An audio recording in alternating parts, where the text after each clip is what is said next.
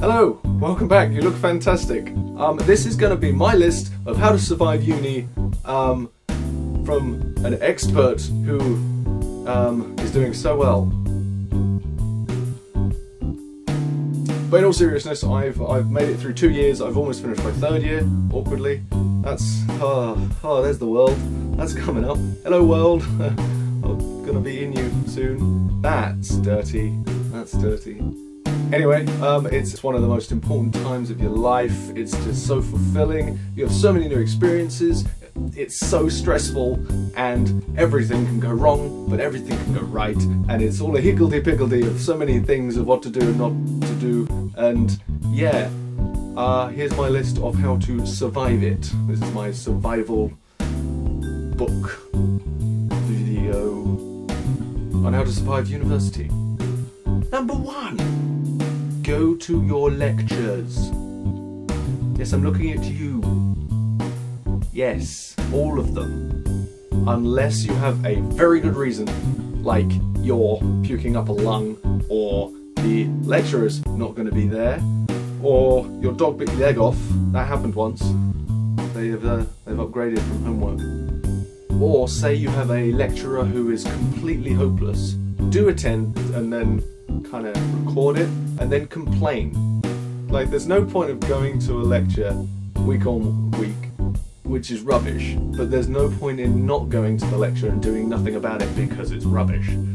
You can change it. Number 2, although it's kind of a 1B because it's quite related. Don't go to a lecture if you don't want to be there. Seriously.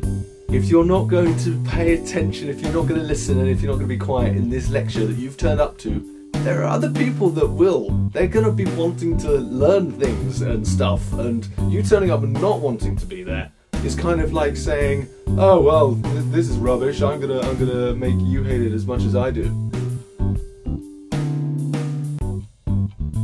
Now hopefully, if you've applied for a course at a university of your choice, and you chose the course, then hopefully you will like what's going in the course. So you will want to attend all the lectures, and you will want to listen, to partake, and to take notes and record voices and, you know, the usual.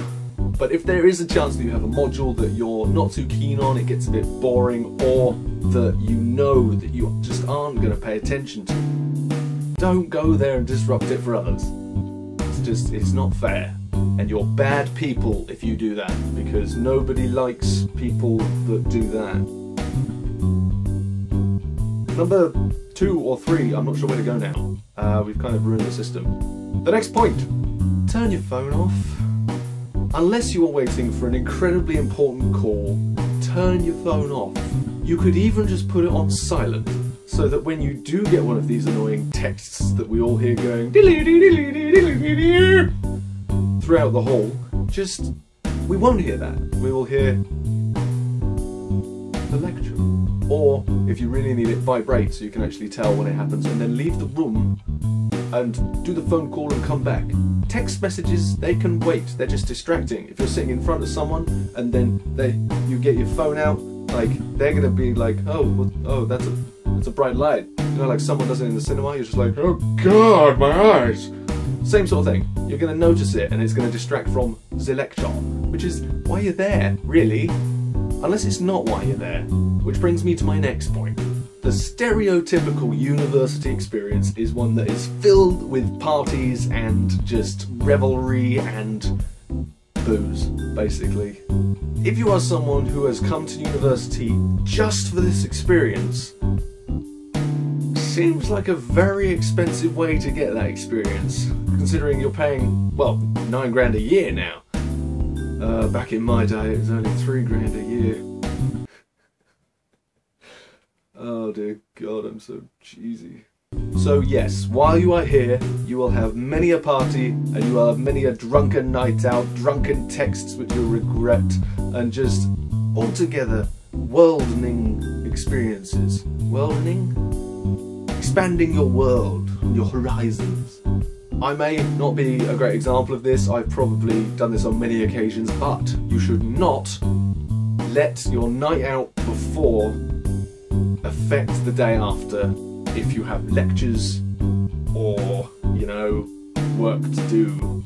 It just doesn't make sense.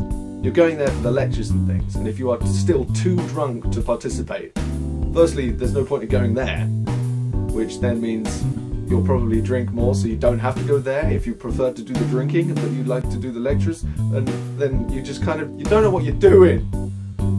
It's heartbreaking. But main point of that point is,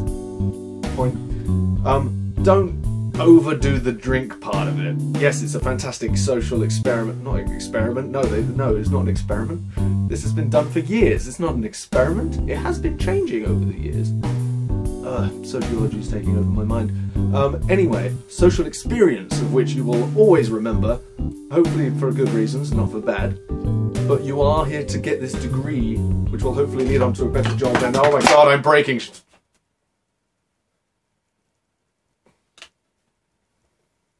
Everything's fine. Everything is fine. It's all going to be okay. Next thing, I am totally lost onto where I am on the list because numbers and letters and alphanumerics.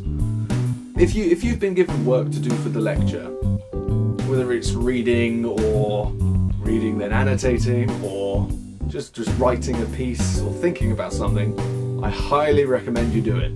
It really helps a lot of the time. Now there have been many occasions where I've not done this work and I've been sitting there and I've been like, don't ask me, please don't ask me, please don't ask. Oh crap. And I've been able to take notes or I've been able to blag it. But if you do it at home and if you do it yourself, you are more likely to actually get some knowledge and like learn it and be able to explain it better. I mean, if you just read it just then, you'll be able to say, oh yeah, this is happening. You can describe it. You probably won't be able to explain it as well as you could if you did it the night before or nights before or something. This is something I really need to get on top of. I've been hopeless at this, but I wish I'd done it more because the times that I did do it showed how good it could have been every time. So yeah. Linked with this is keep on top of your time. Like deadlines. I've been hopeless when it comes to starting things early. I can't seem to do it.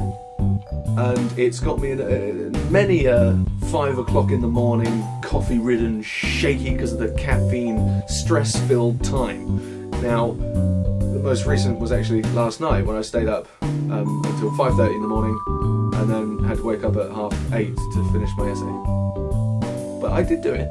That would have been so much easier had I planned things out to begin with, created a timeline, and then worked through it before the deadline so I could have time to check over my work and make it as good as I could make it, get all the secondary sources I needed. It's a very good thing to do. Next, there is going to be drama.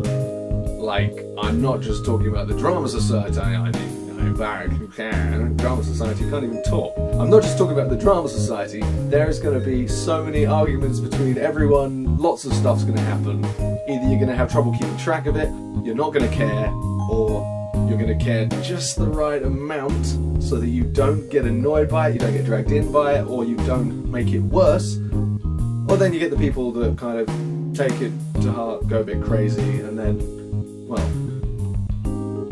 go a bit crazier. Like hooch. Is this recording?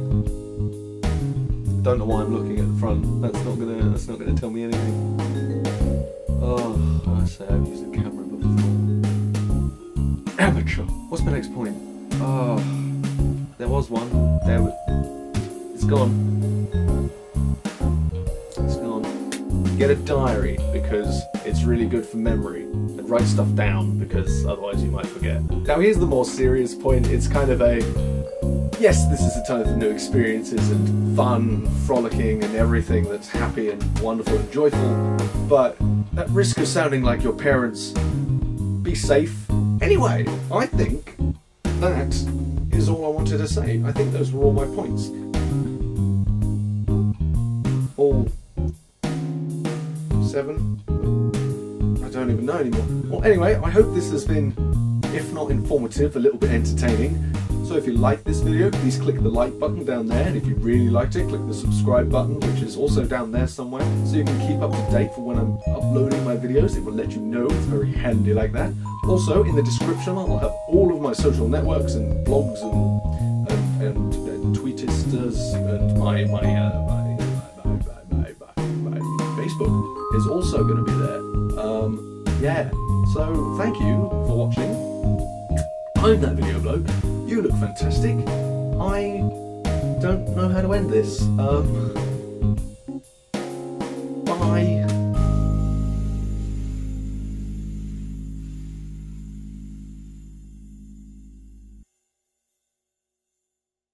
Yeah, ignore the background.